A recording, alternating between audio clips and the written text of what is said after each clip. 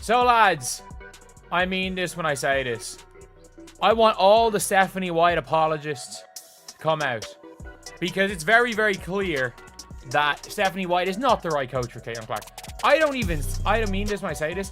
I don't think Stephanie White's a bad coach. In fact, I think Stephanie White's a really good coach.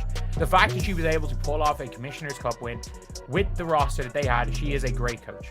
We are not going to slander Stephanie White's ability to coach right here. But we are going to question Stephanie White's ability to specifically coach Caitlin Clark. Imagine possessing a weapon so powerful, so precise, that it could change the course of any battle, only to be ordered by your own commander to keep it holstered.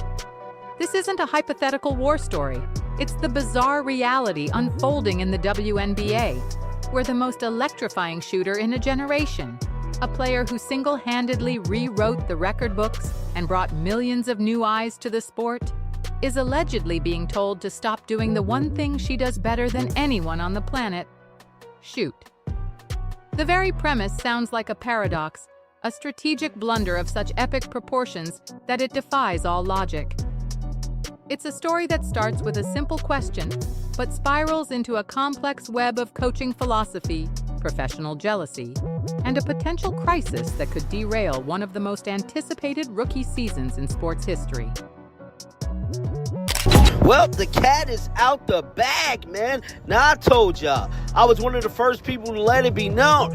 Head coach Stephanie White is so against Caitlin Clark. It's clear as day, and it's very much clear as day that this front office dropped the ball in hiring her to be Caitlin Clark coach. I'm telling you right now, Stephanie White do not want Caitlin Clark to shoot the ball. It's clear as day. She want to run this motion offense, and quite frankly, Caitlin either need to get the hell out of Indy, or the front office need to make it their business to hire a new... In a move that sent shockwaves through the basketball world, Caitlin Clark herself has seemingly confirmed the unbelievable.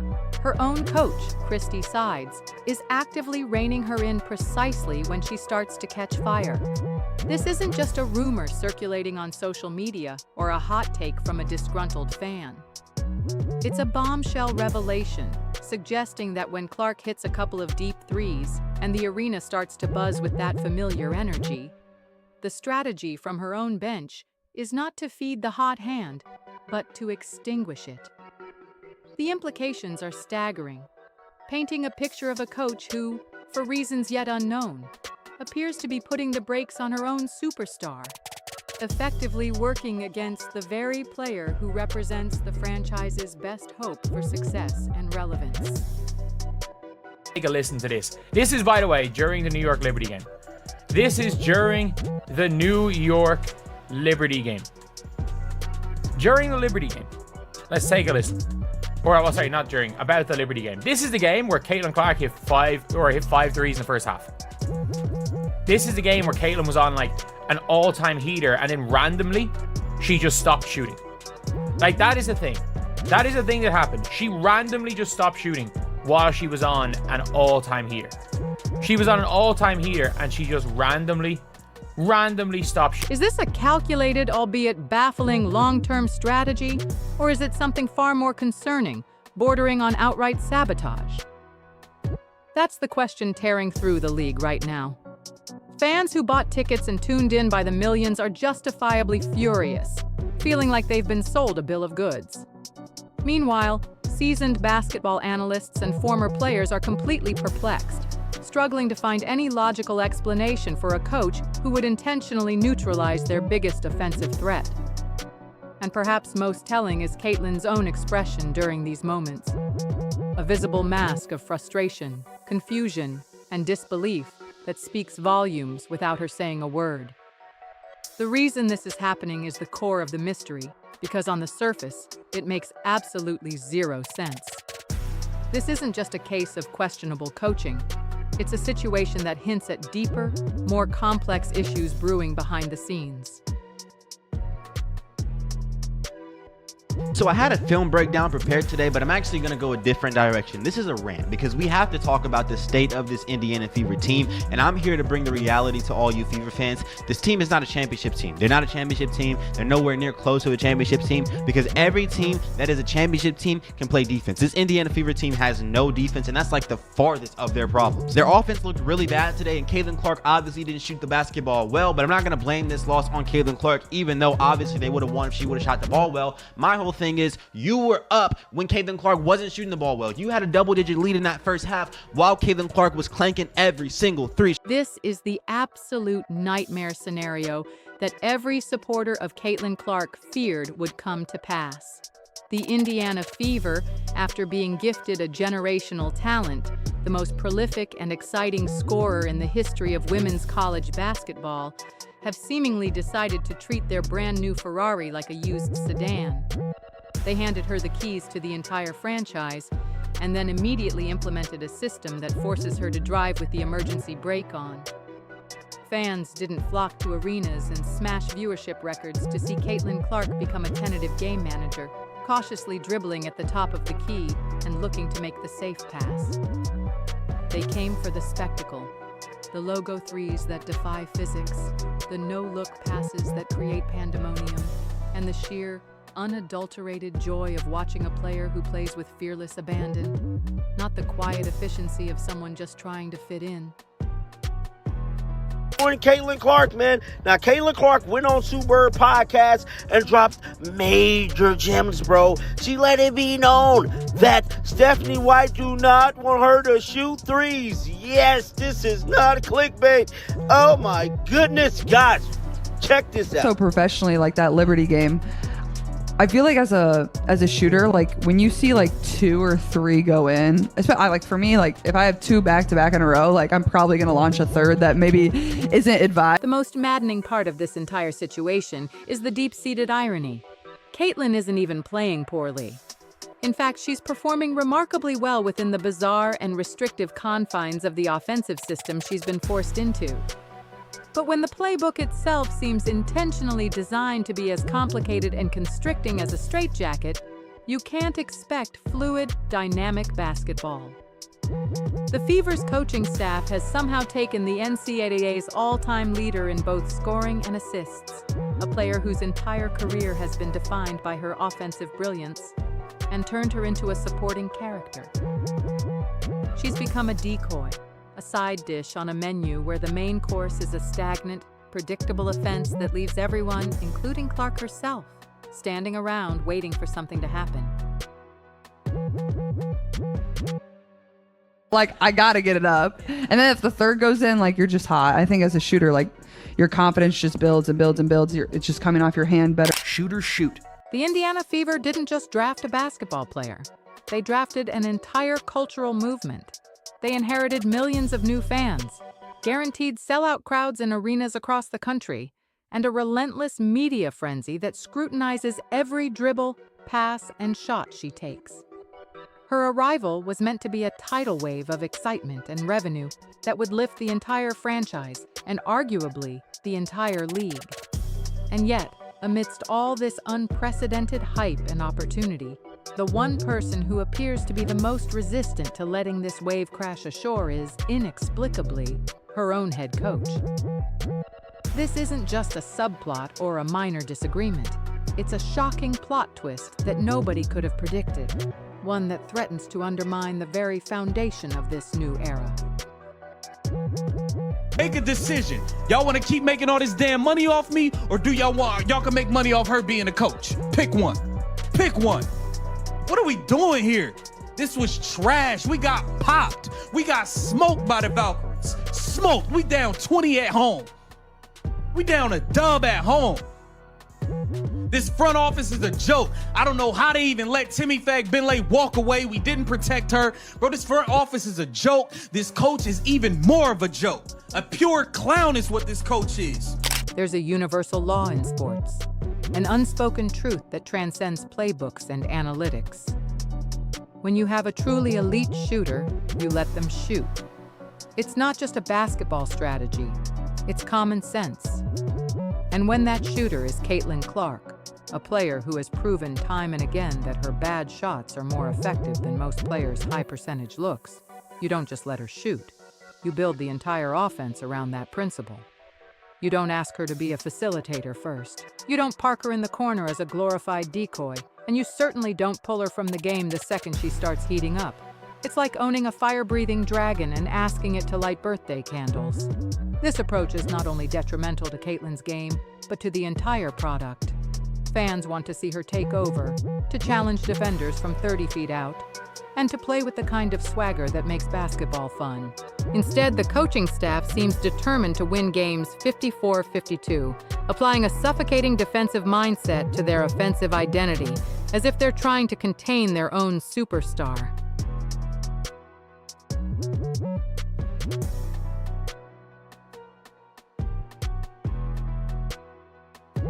Why not? Stephanie White, why not? It always works. Two defenders are always going to go with Caitlin Clark. There should never be a play where Caitlin Clark brings the ball up the court and then she passes it and she runs off the playoff ball. Every single possession, there should be a screen, whether it be a Leah Boston, whether it be a Kelsey Mitchell who's going to cut, whether it be a Natasha Howard, literally any player. They set Caitlin Clark a screen at the top of the key, and off that, your whole offense should function. I don't care what Stephanie White wants to do with this motion offense thing. Literally, all you have to do every single time you have a practice is worry about what to do after the double team. The internal logic being applied here is so fundamentally flawed, it's almost impossible to comprehend. You acquire the single greatest offensive weapon the sport has seen in years, a player with limitless range and unparalleled court vision, and instead of designing an offensive system that maximizes her once-in-a-generation skill set, you demand that she contort her game to fit into a pre-existing, outdated framework. This system doesn't scream modern basketball. It screams caution, it screams fear, and it screams a loser's mentality of, let's just try to keep it close, rather than, let's go win by 20 and dominate the headlines. The pattern has become painfully predictable. Every time Caitlin starts to find her rhythm, sinking a few quick shots or taking control of the game's tempo, she is inexplicably benched, or the offensive plays are suddenly routed away from her. It's a baffling, self-sabotaging cycle that ignores the most obvious path to victory. Unleash your best player and let her win you the game. Saying this late last year in November when the Indiana Fever hired Stephanie White. I never thought I'd be saying this right now, only 19 games into the 2025 season, that it's time for Stephanie White to go. The Indiana Fever needs to fire Stephanie White. This is not going to work. What we're seeing is not going to work. They are treating a finished masterpiece like a rough draft, handling a player who was ready to dominate from day one, as if she's a long-term development project who needs to be slowly eased into the professional game. While other players on the court are missing wide-open looks, the team's most reliable scorer is being told to defer and earn her shots. The fans who fill the arena every night didn't show up to witness a 4-year rebuilding plan or to see potential being carefully nurtured. They came to see immediate, explosive production. Hi, I'm Stephanie White, head coach of the Indiana Fever and Caitlin Clark, and I'm a complete clown! I'm a clown! That is what I am as a head coach. I am a clown. I am ruining Caitlin Clark. I have no idea what I'm doing as a coach. I have no idea what I'm doing. I've been sent here on a mission to ruin Caitlin Clark and the Indiana Fever. And I think I'm doing a masterful job because I suck. I don't know what the hell I'm doing. I actually have no idea how I got this job in the first place. I don't know how I got this job in the first place. I am a clown. This entire strategy is doomed to fail, and the fans are already seeing right through the facade. Every viral clip that emerges from a Fever game is some brilliantly executed half-court set drawn up by the coach. It's a moment of pure improvisation where Caitlin goes rogue, pulls up from an impossible distance, and sinks a shot that defies all logic but somehow finds the bottom of the net. That is the product people are paying to see. They don't care about safe, slow, predictable basketball that seems more designed to protect egos than to secure victories. We are witnessing a generational talent being shackled by a playbook that feels like it was written in 2003, and the excuses for this failure are piling up. It's almost comical to wonder what's next. Will they ask her to focus on her inbound passing, or perhaps take up towel duty as part of her developmental arc?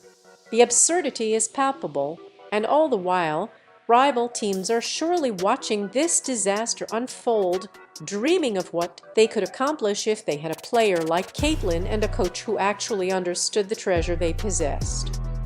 So Caitlin Clark and Indiana Fever fans are having a meltdown about they god Stephanie White that they wanted so bad, man. So I've been seeing the takes, man. So now they want Caitlin Clark to demand a trade, or they want the front office to pick between Caitlin Clark and Stephanie White, man. I'm not gonna say I tried to tell y'all, man, but it's just like, I was trying to tell y'all, man, like, Stephanie White is not this god that y'all was making her out to be, man. You know, Christy, like, I'm not even here to... Let Caitlin be Caitlin. At S it. That S the entire game plan, the solution so screamingly obvious that it is painful to watch it be ignored. It should be the chant in the arena, the banner hanging from the rafters, and the core philosophy of the franchise. Because if the Indiana Fever are not going to allow her to play her game, the very game that made her a global phenomenon, then what was the point of drafting her in the first place?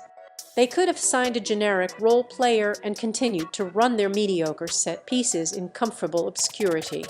But when you intentionally draft a thunderstorm, you have to be prepared to let her thunder. You must let her shoot, let her lead, and let her redefine what's possible. Until that happens, every single game feels like watching Picasso being forced to paint by numbers. Sure, the lines might be clean and the colors might stay within the designated areas, but the soul is gone and the masterpiece remains unrealized. Stephanie White yesterday reduced Caitlin Clark to a role player. She turned a star into a role player like we've never seen before. While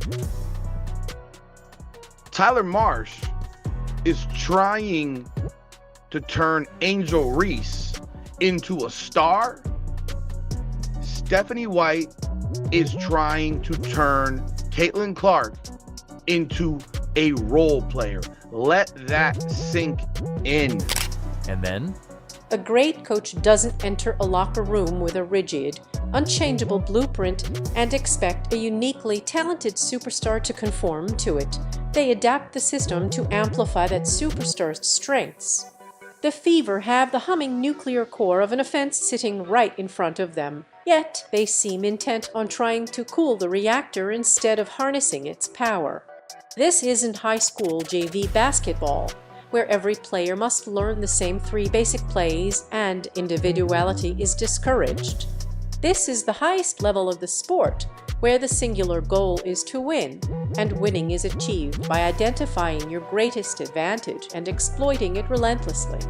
Right now, the Fever's greatest advantage is running at full throttle, with custom chrome wheels and LED lights, spinning like a viral TikTok trend, and yet someone keeps inexplicably slamming on the brakes every time it gathers speed.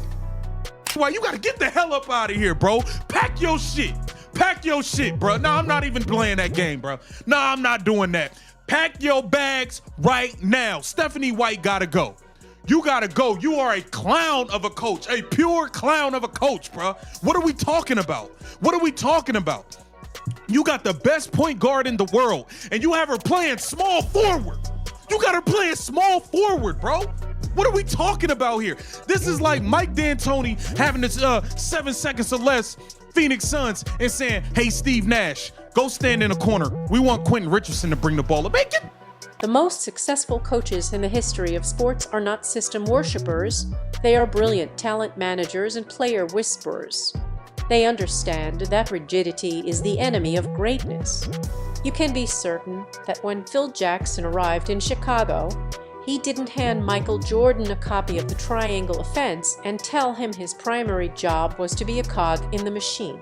Instead, he created a framework that gave Jordan the structure and freedom to become the most dominant force in the universe. The Fever, by contrast, seem to be operating under the delusion that they can mold Caitlin Clark into a quiet, pass-first point guard who averages 8 points a game while making everyone else look marginally better. It's a fundamental misreading of her talent, her impact, and the very reason millions of people are now invested in their team. The ultimate tragedy in this unfolding drama is that the solution is not only simple, but it's staring everyone directly in the face. Let her shoot. Let her run the floor. Let her break the game wide open with her creativity. This isn't a plea for style over substance. It's a matter of pure efficiency and logic. The Indiana Fever's best possible chance to win any given basketball game is to empower Caitlin Clark to do the things that only Caitlin Clark can do. The evidence is undeniable. Every time she is allowed to deviate from the rigid script and just play instinctive basketball, the entire team is instantly elevated. The ball moves with purpose, the floor spacing magically improves, opposing defenses descend into panic, and the energy in the building becomes electric. The moment she is unleashed, the whole team levels up, which makes the decision to constantly put her back in a box all the more baffling. This isn't a situation where a player is failing a system, it's a case where the system is fundamentally failing the player. Great coaching is not about forcing every individual into the same restrictive mold. It's about recognizing the unique superpowers of each player and building a strategy that unleashes them.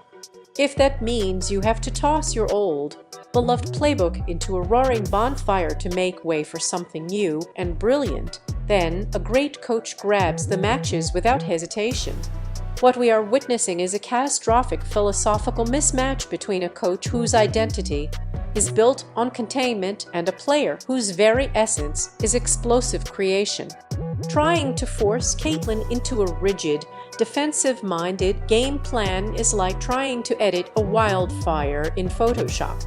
You can try to manipulate it, you can try to contain it, but in the end, you'll only frustrate yourself while the fire continues to burn, wanting to be set free. This entire fiasco is about more than just one player. It's about the pervasive culture being established from the top down. When you empower your superstar, you send a message of confidence that permeates the entire roster, allowing everyone to play faster, looser, and with more freedom. Conversely, when the core message from the coaching staff is one of caution and restraint, a don't do too much mentality, that hesitation inevitably trickles down to every player on the floor. It creates a team that plays not to lose instead of playing to win, tiptoeing through games afraid to make a mistake rather than stomping onto the court with the intent to dominate. Caitlin isn't just surviving this system, she is succeeding in spite of it, which is the most damning indictment of all.